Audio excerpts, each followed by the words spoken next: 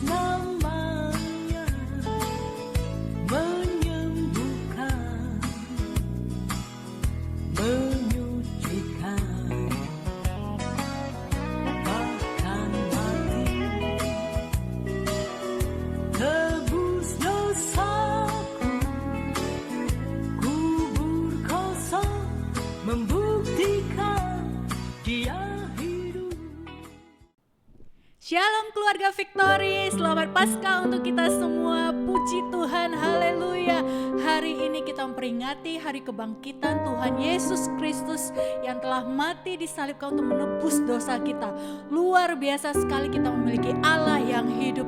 Ceritanya teman-teman, pada waktu pagi hari setelah Yesus dikubur waktu hari Jumatnya, dan pada pagi hari, pagi-pagi sekali sebelum fajar menyingsing, ada dua orang wanita, yaitu Maria Magdalena dan Maria yang lainnya. Mereka datang ke kuburan Yesus tadinya hanya untuk menengok kubur Yesus. Tetapi ternyata setelah mereka sampai di situ, saudara, apa yang terjadi? Mereka mendapatkan bahwa batu kubur itu sudah terguling. Dan mereka melihat di dalam sana Yesus, mayatnya sudah tidak ada. Berarti Tuhan Yesus, di mana Tuhan Yesus? Saat itu juga mereka bertemu malaikat, dan malaikat mengatakan kepada mereka, memberitahu mereka suatu kabar sukacita yang sesuai dengan firman Tuhan, bahwa Tuhan Yesus Kristus telah bangkit. Haleluya. Ya, berikan kemuliaan buat Tuhan. Allah kita adalah Allah yang hidup. Haleluya.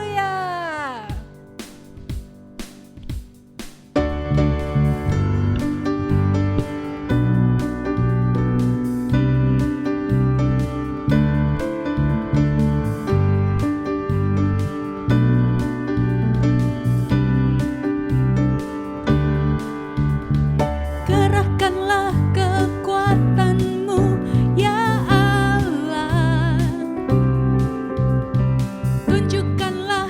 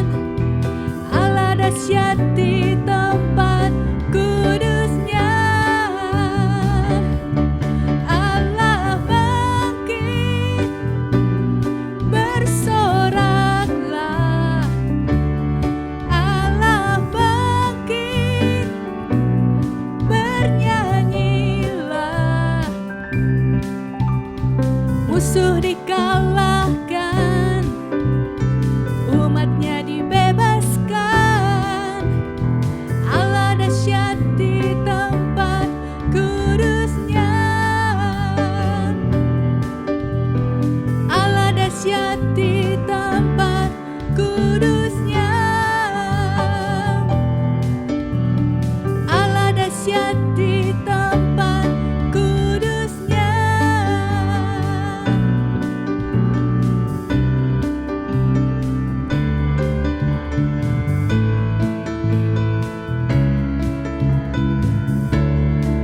Katakan sama-sama, haleluya.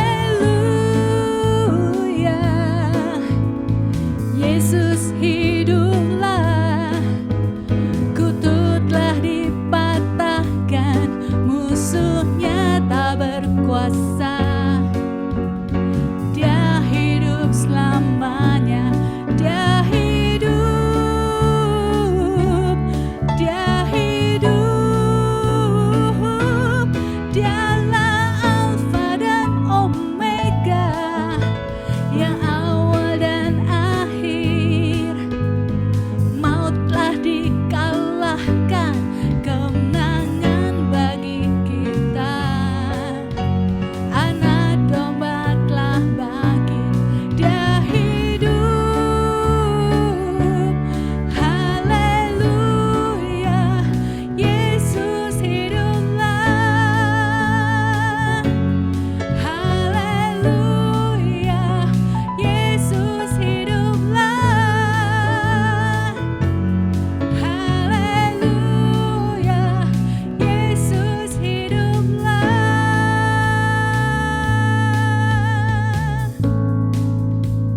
Yes, Engkau hidup Tuhan. Terima kasih Tuhan, terima kasih Yesus. Haleluya, haleluya.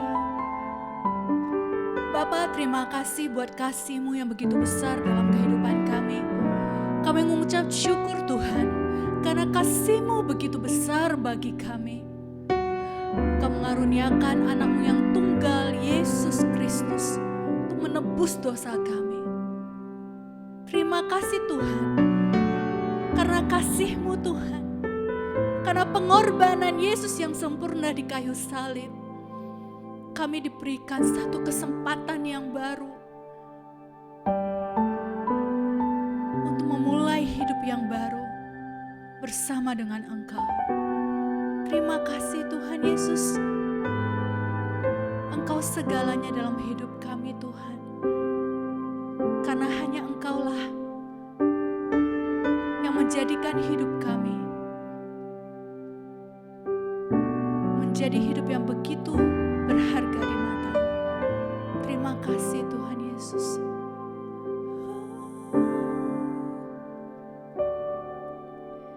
Hanya Kau Tuhan di hidupku. Kau berikan hidup yang baru. Darah-Mu menyucikan, pulihkan hatiku. Ku nyatakan Kaulah segalanya. Engkaulah sumber pengharapan.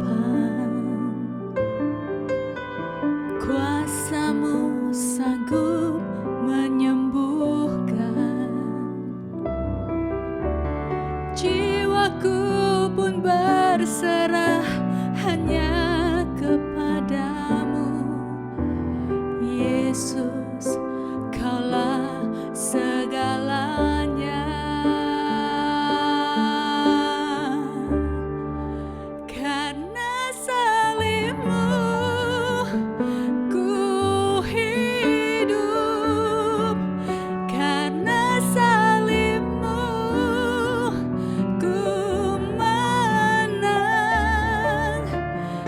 Engkau yang berkuasa, sanggup untuk melakukan mukjizat-Mu di hidupku.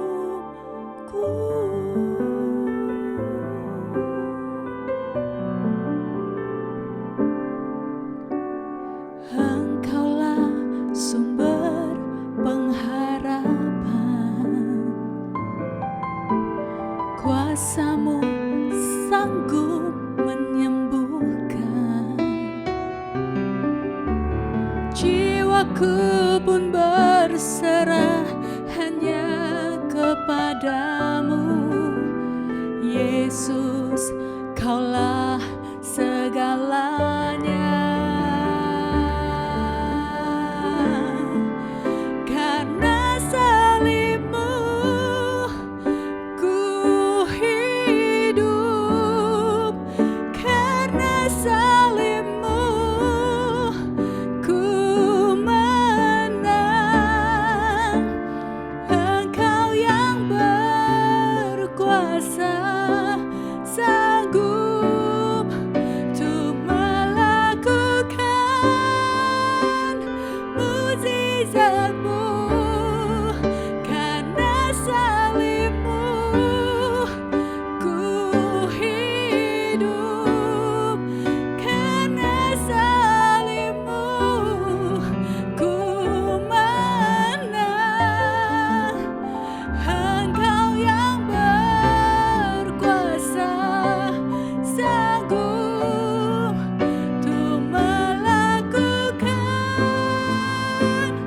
mukjizat-Mu di hidupku.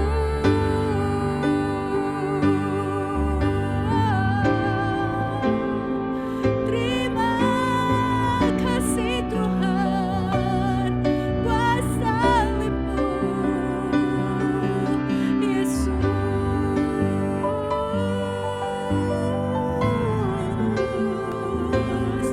Kami bersyukur,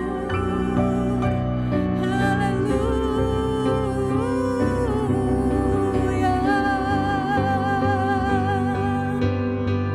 Terima kasih Tuhan buat salib-Mu Tuhan. Terima kasih buat kesempatan yang baru Tuhan. Terima kasih buat hidup yang baru. Kami bersyukur Kau pulihkanku Tuhan. Terima kasih Tuhan. Karena salib-Mu ku hidup, karena salib-Mu ku menang. Engkau yang berkuasa, sanggup untuk melakukan mukjizat-Mu. Karena salib-Mu ku hidup, karena salib-Mu ku menang. Engkau yang berkuasa, sanggup untuk melakukan mukjizat-Mu, untuk melakukan mukjizat-Mu, untuk melakukan mukjizat-Mu di hidupku.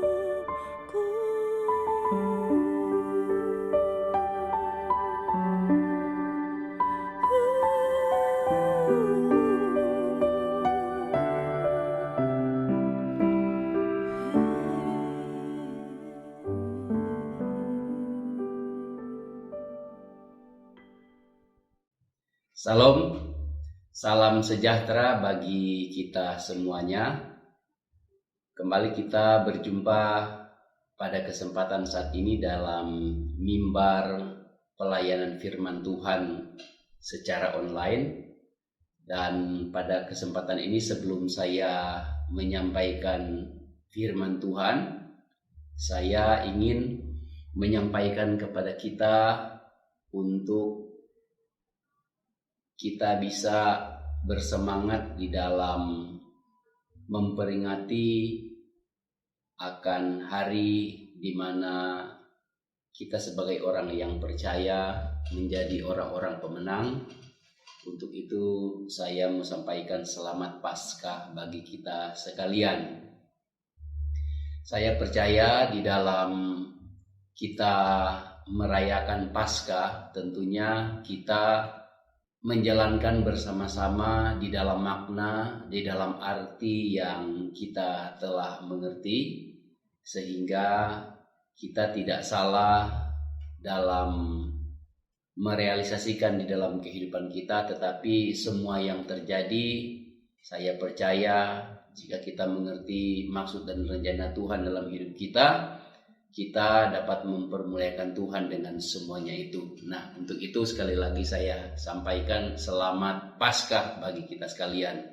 Dan firman Tuhan atau kebenaran firman Tuhan pada saat ini di dalam kita merayakan Paskah, sebelum kita dengar dan kita terima, apalagi kita harus mengaplikasikan di dalam kehidupan kita, mari terlebih dahulu kita akan berdoa supaya dalam doa ini kita memohon Tuhan memberikan kita hikmat serta pengurapan yang khusus untuk kita sama-sama belajar akan kebenaran firman Tuhan. Nah, mari kita berdoa.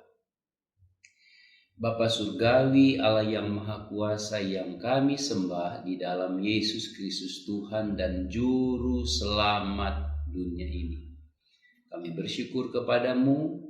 Pada kesempatan ini kami ada, terlebih lagi di hari ini kami dapat memperingati akan anugerah-Mu yang sudah Engkau nyatakan kepada kami, dengan kami merayakan akan kebangkitan Engkau, memperingati kebangkitan Engkau sudah hidup bagi kami, melewati maut untuk kehidupan kami, dan semua Engkau lakukan karena Engkau mengasihi kami.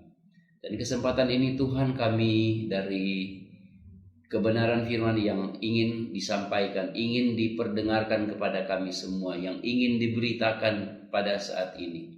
Kami rindu untuk semakin memahami akan kehendak-Mu serta rencana-Mu bagi kami.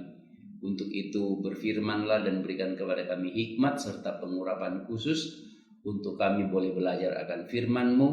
Dan setelah kami menerima kebenaran firman-Mu, kami dapat memahaminya dan dimampukan oleh Roh-Mu yang kudus, kami dapat melakukan dalam hidup kami bagi kemuliaan nama-Mu. Terpujilah Engkau Bapa di dalam surga, Allah yang Maha Kuasa, Engkau di dalam nama Tuhan Yesus Kristus, pokok kebenaran kami mau dengar firman-Mu. Amin. Nah, saudaraku, pada kesempatan ini dalam kita memperingati akan Paskah atau di mana Yesus sudah bangkit melewati maut untuk kehidupan kita tentunya. Nah, saya ingat bahwa pada tahun yang kemarin dalam saya menyampaikan khotbah dalam momen Paskah ini, saya diingatkan bahwa pada waktu itu saya menyampaikan tentang kuasa kebangkitan Yesus Kristus. Nah, di dalam penguraian atau di dalam pemberitaan dan pembelajaran bersama kita, saya ingat bahwa ada 3 hal di dalam kuasa kebangkitan Yesus yang pada saat ini saya akan mengulangi kembali atau mengambil beberapa bagian daripada pemaparan waktu itu untuk kita sama-sama mau belajar dalam satu tema, yaitu tentang kita harus bertumbuh atau hidup di dalam kuasa kebangkitan Kristus. Jadi tema pada saat ini adalah hidup dalam kuasa kebangkitan Kristus. Kalau dalam tema kebangkitan Kristus waktu itu, saya ingat saya menyampaikan bahwa kebangkitan Kristus membuktikan Allah itu Maha Kuasa, yang pertama. Kemudian yang kedua, kebangkitan Kristus memberitahukan kepada kita bahwa Allah tidak berdusta. Dan yang ketiga, bahwa kebangkitan Kristus, bahwa Ia mempermuliakan kita, Ia membenarkan kita. Nah, pada saat ini saya akan memakai ayat yang sama yang tertulis dalam Perjanjian Baru, yaitu di dalam kitab Filipi. Nah, kita akan melihat di dalam kitab Filipi pasal yang ketiga. Mari sama-sama kita membuka Alkitab kita dan kita akan membaca di dalam kitab Filipi pasal yang ketiga.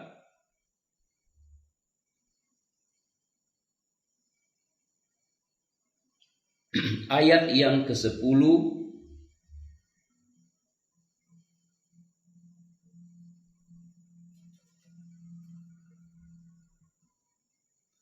ayat yang ke-10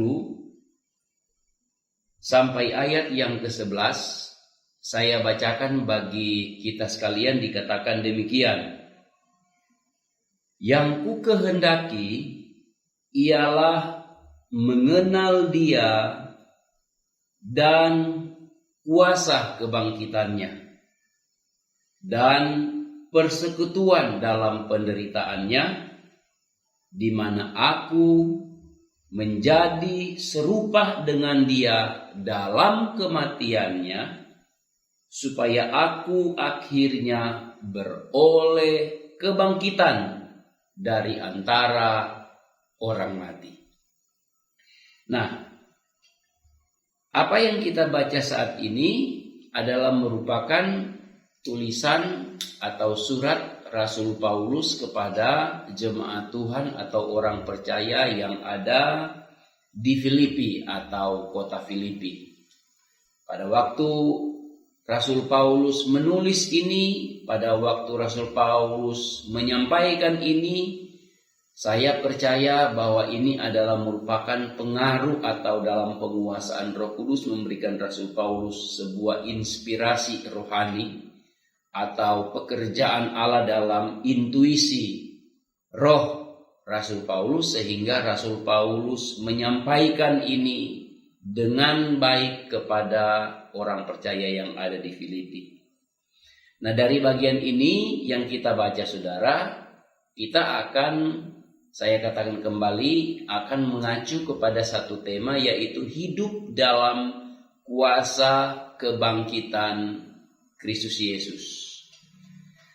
Karena di bagian ini saya bacakan kepada saudara sekali lagi, dikatakan adalah yang ku kehendaki ialah mengenal Dia dan kuasa kebangkitannya.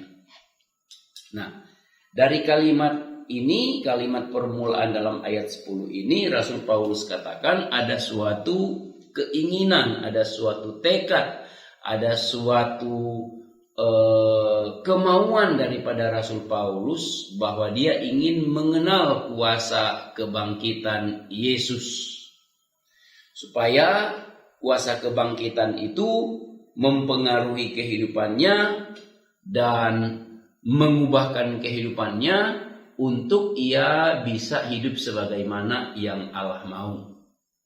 Nah, sebagai seorang rasul ini tidak mudah saudara. Apalagi sebagai orang yang sedang bertumbuh di dalam kasih karunia Tuhan setelah ia diselamatkan. Hal ini tidak mudah.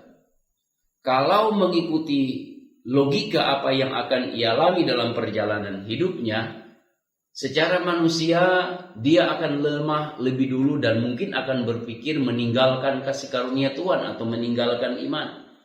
Tetapi di bagian yang lain saya percaya bahwa kalau kita setia dengan Tuhan, terus percaya apa yang Tuhan sampaikan, bahwa ada perlindungan, ada pertolongan bagi kita, saya percaya Roh Kudus memberikan kuat dalam terang firman Allah yang telah disampaikan kepada kita atau setiap orang yang percaya kepada Yesus, sehingga mampu untuk bisa menjalankan hidupnya sebagaimana yang Tuhan mau.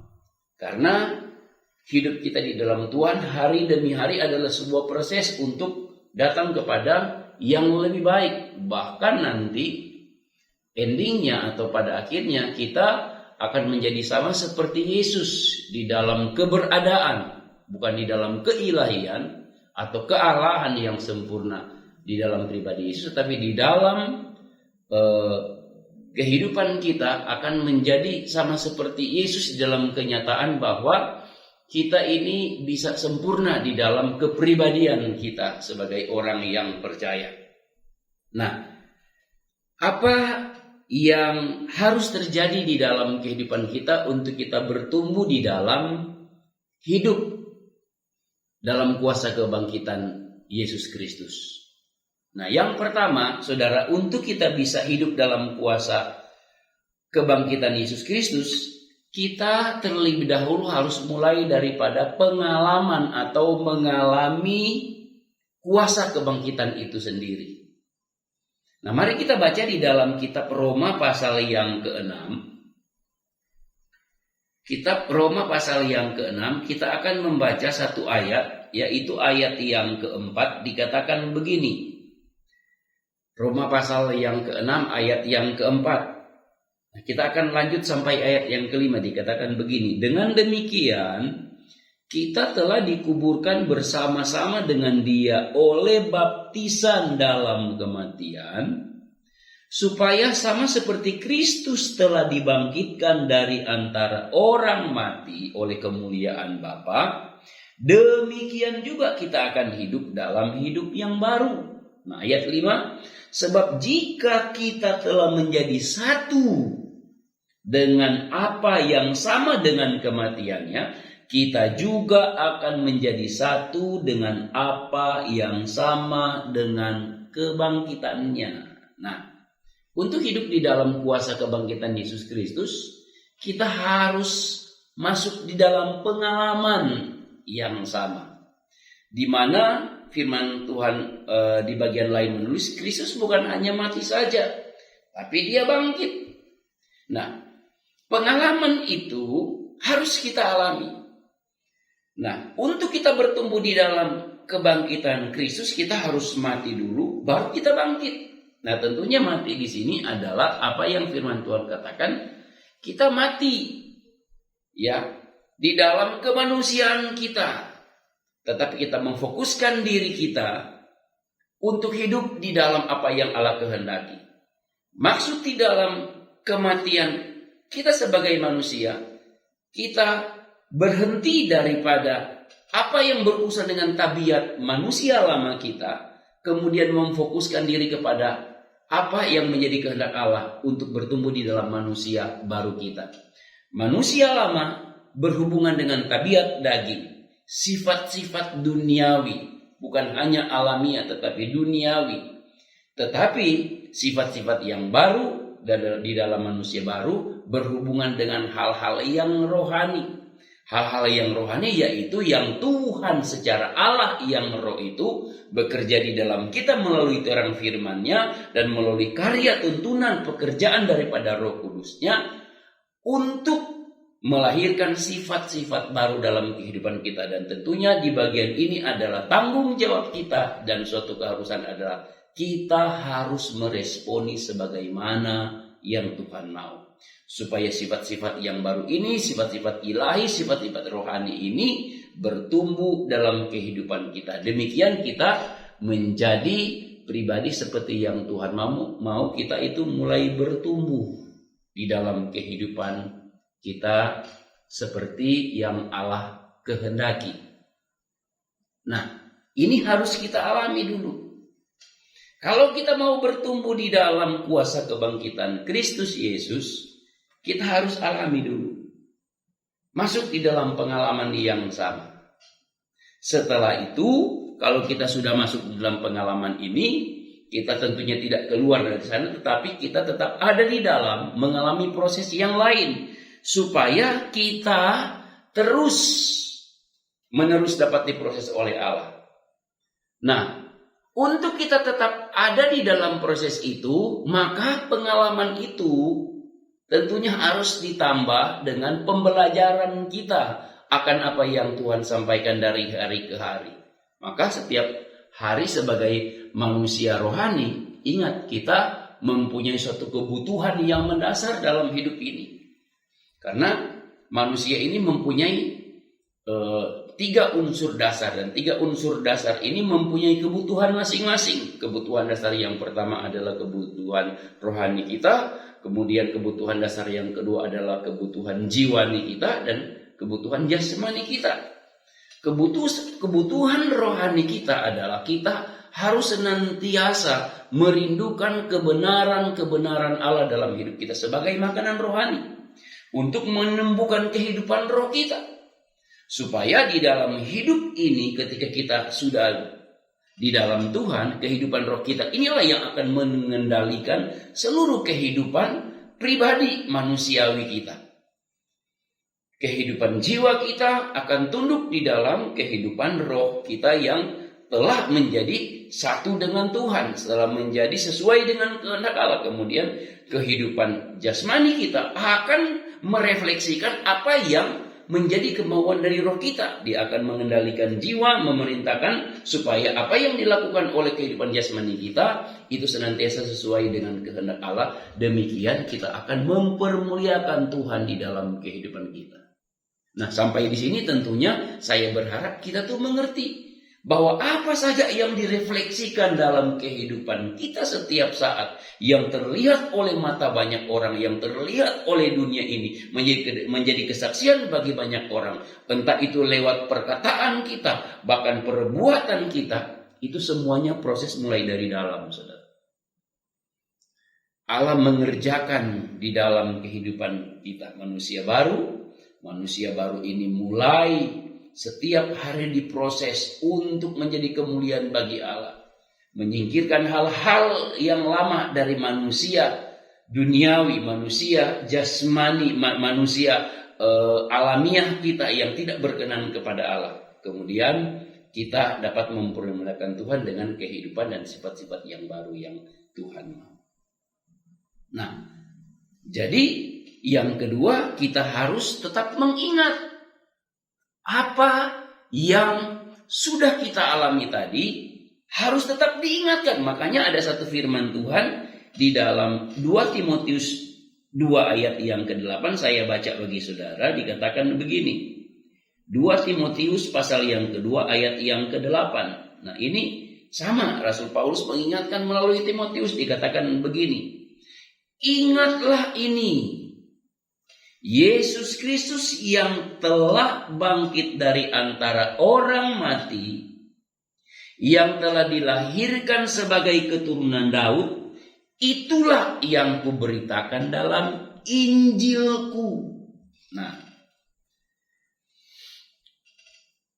saudara, untuk kita masuk di dalam kehidupan bertumbuh di dalam kuasa kebangkitan Yesus, yang kedua kita harus selalu mengingat apa yang disampaikan kepada kita melalui firman Tuhan. Apa yang dipesankan kepada kita melalui inspirasi Roh Kudus berhubungan dengan kebenaran-kebenaran firman Tuhan. Kita harus selalu mengingat bahwa Yesus Kristus itu yang datang dalam rupa manusia melalui keturunan Daud adalah Allah yang menjadi teladan, menjadi contoh nyata bagi dunia ini. Tidak ada contoh yang sempurna. Tidak ada, saudara. Manusia tidak dapat dicontohi. Manusia umumnya tidak dapat diteladani. Hanya mereka yang telah berubah ada di dalam proses pemulihan daripada Allah. Ada di dalam proses penyempurnaan, masuk dalam kesempurnaan bersama dengan Kristus kelak. Yang dapat menjadi teladan, dan itu pun saudara yang kekasih masih seringkali ada di dalam kelemahan, terlibat di dalam kesalahan, dan banyak hal-hal yang tidak berkenan kepada Allah, yang setiap hari perlu pemulihan. Hanya Kristus yang menjadi teladan yang sempurna. Itu sebabnya saya menasihati kita semua bahwa sebagai orang yang percaya, contohilah hidup Yesus. Makanya kalau kita baca kitab Kolose, di sana bicara tentang keteladanan Kristus, saudara yang kekasih. Ketika saya membaca itu, saya melihat kepada diri sendiri. Di sini saya belum cocok, di sini belum cocok, di sini belum cocok. Nah, itu membawa kepada suatu persiapan untuk pemulihan yang Allah kerjakan dari hari ke hari.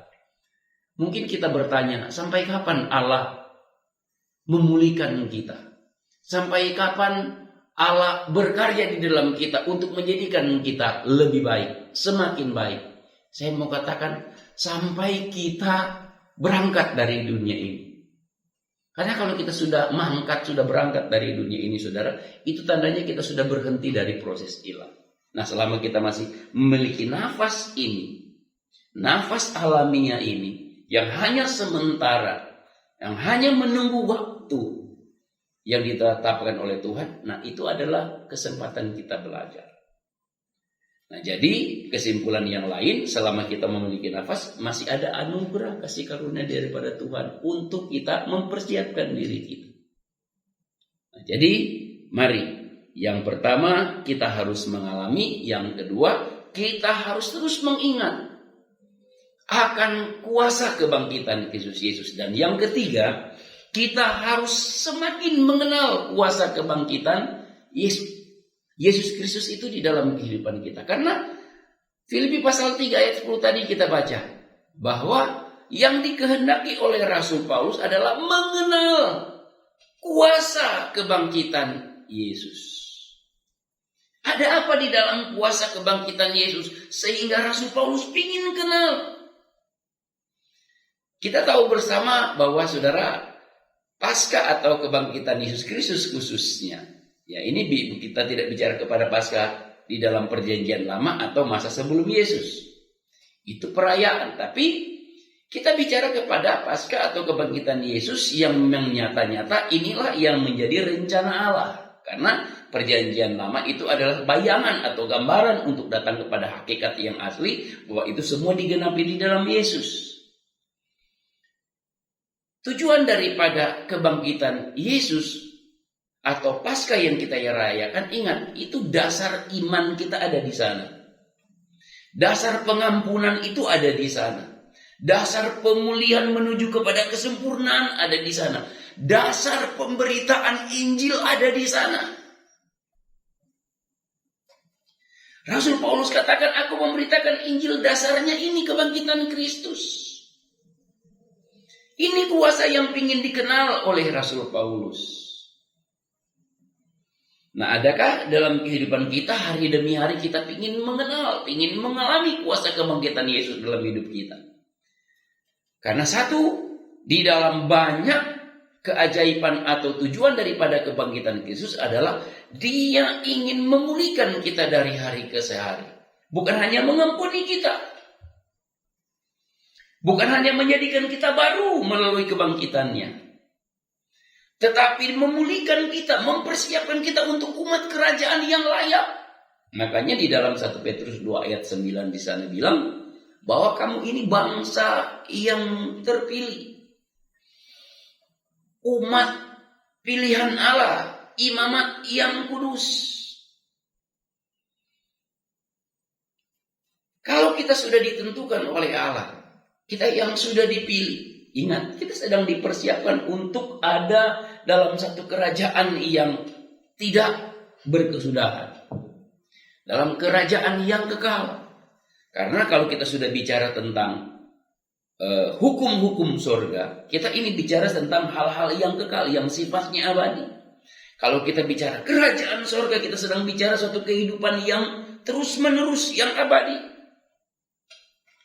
Itu sebabnya kenapa selama kita ada dalam dunia ini, firman Tuhan menghendaki bahwa Tuhan menghendaki melalui firman-Nya bahwa kita harus memfokuskan kepada perkara-perkara yang ilahi, perkara-perkara yang datangnya dari atas istilahnya, perkara-perkara yang sifatnya rohani. Kenapa? Karena ini yang kekal, bukan yang kita lihat dengan mata kita ini, bukan yang dapat kita nikmati dalam hidup ini, bukan apa yang kita sandang saat ini di dalam pribadi kita yang kekal, bukan. Yang menjadi kekekalan dalam hidup kita, apa yang kita terima dari Dia yang adalah yang Maha Kuasa. Dia yang kekal, Dia yang roh abadi, Dia yang punya hidup kekal. Itu yang membawa kita untuk masuk di dalam kekekalan. Jangan sampai kita masuk di dalam kekekalan yang lain, yaitu bicara tentang penyiksaan dalam api kekal atau neraka. Karena yang kita tahu pasti hanya ada dua jalan hanya ada 2 tempat, saudara, ketika kita berangkat dari dunia ini. Dunia ini sementara, sedang dipersiapkan untuk dihancurkan oleh Allah. Nah, ada kasih karunia bagi kita saat ini. Apakah kita punya persiapan? Kalau kita tidak mempersiapkan diri untuk kekekalan di dalam surga, yang jelas kita sedang membiarkan diri kita masuk dalam kekekalan api neraka. Untuk masuk ke dalam api neraka kita tidak perlu berusaha apapun.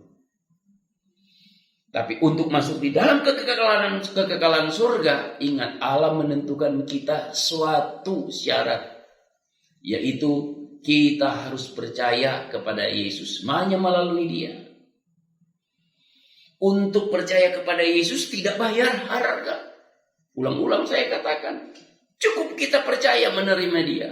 Kita beralih status dari orang dunia menjadi orang-orang yang dipersiapkan untuk surga, kekekalan yang abadi, yang senang.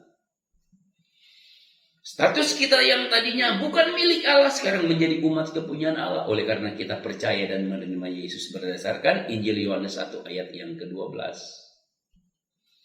Oleh karena Yesus, kita yang tadi jauh daripada Allah dibawa dekat kepada Dia melalui kerajaan yang Ia nyatakan di muka bumi ini dulu. Ada dalam kerajaan yang Ia nyatakan di muka bumi ini berisi 3 hal.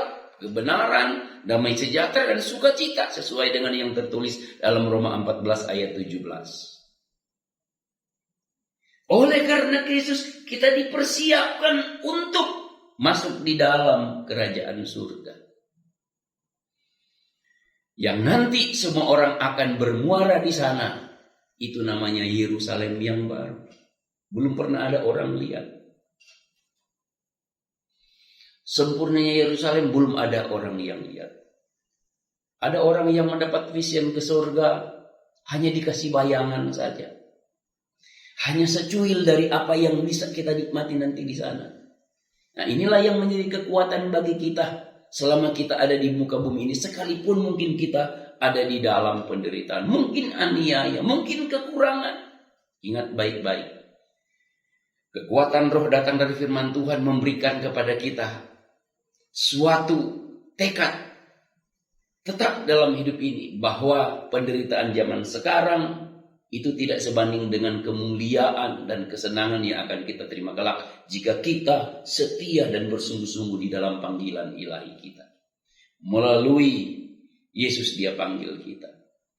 Melalui kematiannya Dia menyediakan korban untuk kita. Kebangkitannya Dia membenarkan kita. Bahkan kehidupan Kristus Dia menyediakan tempat bagi kita untuk ada bersama-sama dengan Dia. Jika kita memahami ini, ada kekuatan yang secara supranatural, kekuatan rohani bertumbuh di dalam kehidupan kita. Nah, mari, itu sebabnya kita harus mengenal kuasa kebangkitan Kristus dalam hidup kita.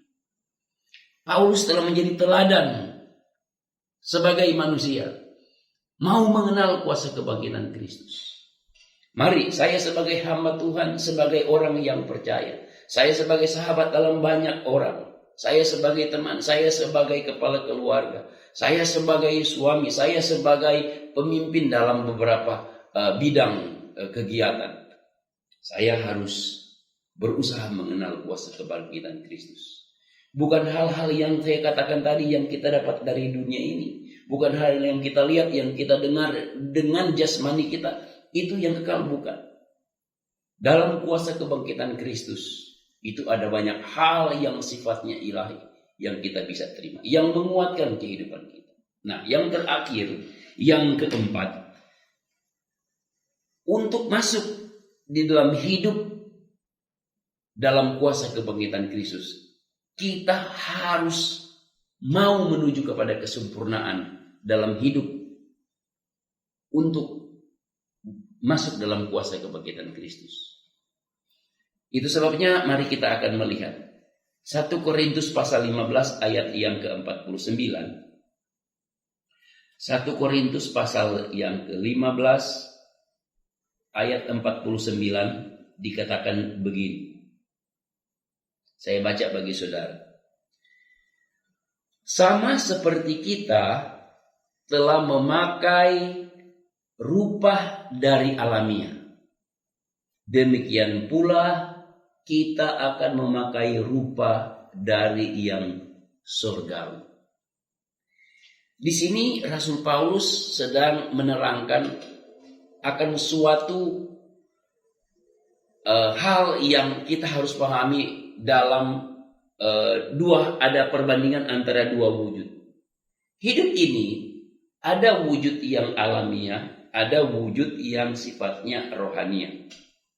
Wujud yang alamiah ini sama seperti kita telah memakai rupa yang alamiah. Nanti kita akan memakai rupa yang rohania. Itu bicara surgawi. Nah, yang alamiah itu datang dari unsur bumi ini, makanya disebut alamiah. Tapi yang surgawi datang dari unsur apa yang dari surga. Yang kita istilahkan datang dari atas, dari surga, dari Allah sebagai Bapa. Sekarang memang kita memakai rupa yang alamiah ini. Memang dalam rupa yang alami ini kita Paulus katakan banyak bergumul. Bahkan 5 rasul yang lain mengatakan banyak berkeluh kesah.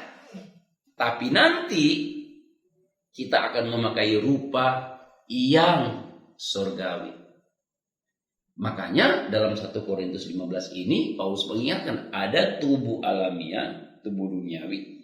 Ada tubuh surgawi, tubuh rohani.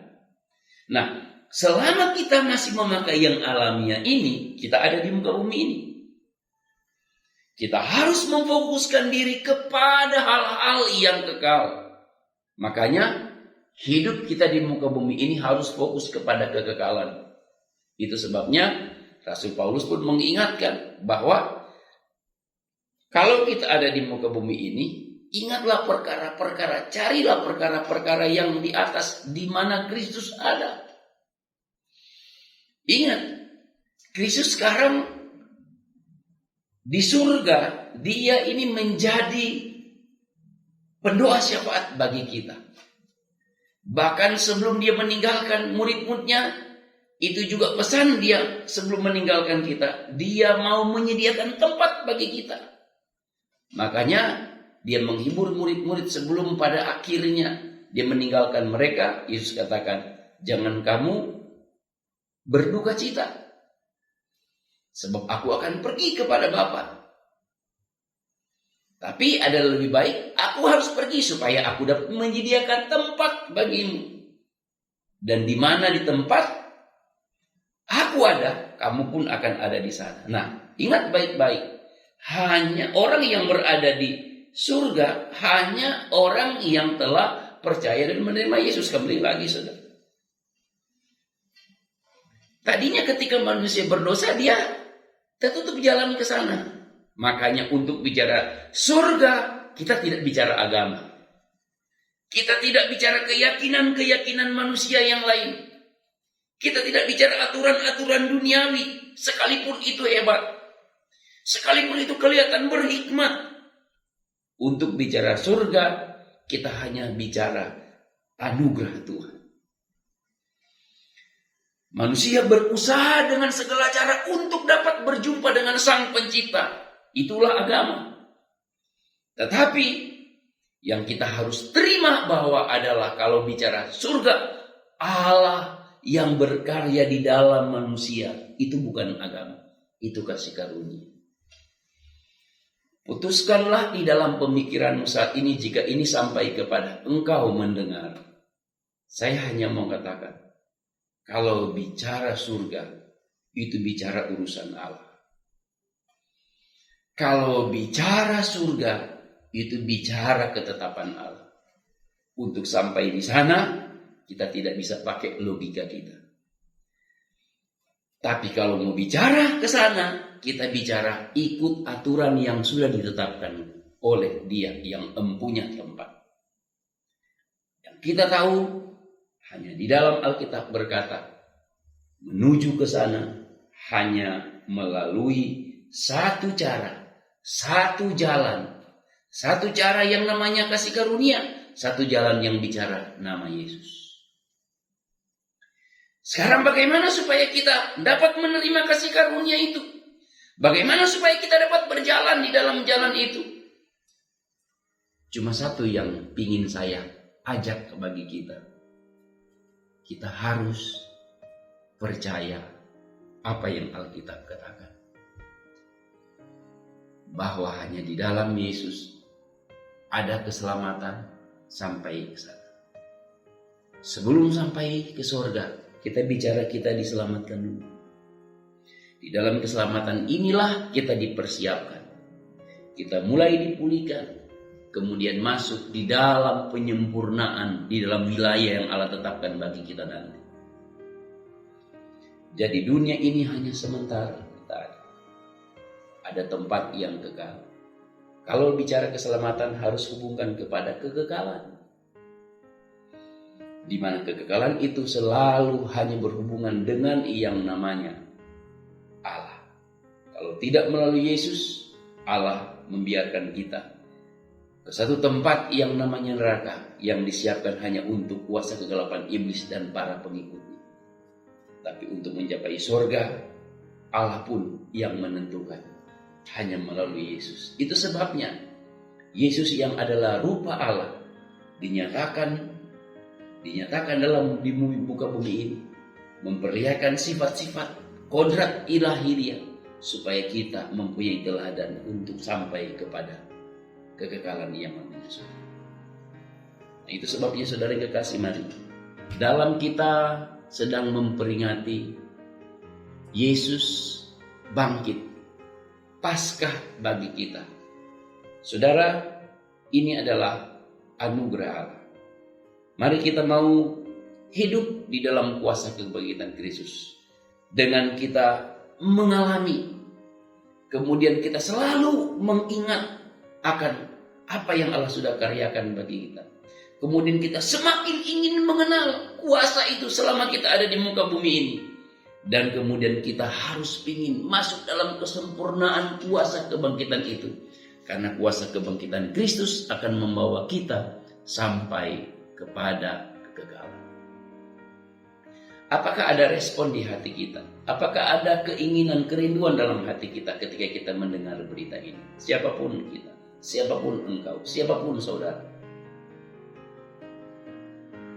Allah telah memberikan kita anugerah. Keselamatan melalui satu pribadi yang adalah pribadi yang datang dari yang namanya Allah. Diwujudkan di muka bumi ini sebagai firman Allah, diwujudkan dalam rupa manusia. Supaya melalui Dia, siapa yang percaya menerimanya dapat kuasa.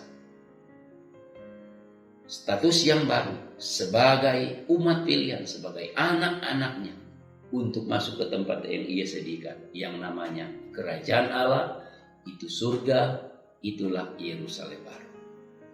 Sampai di sini pemberitaan firman Tuhan.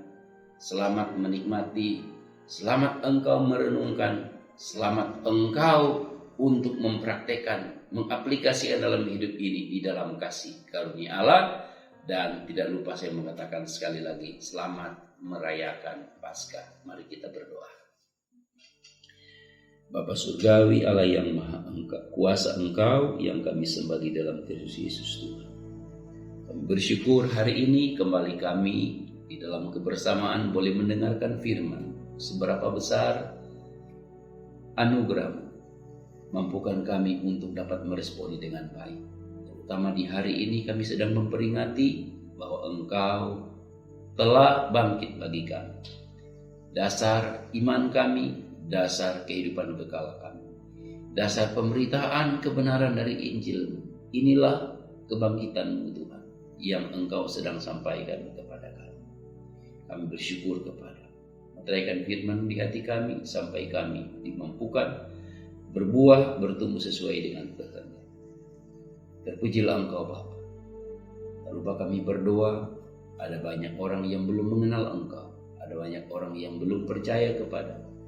Kiranya Tuhan, Engkau mengaruniakan kepada kasih-Mu untuk dapat menjangkau mereka dengan kebenaran dimanapun mereka berada.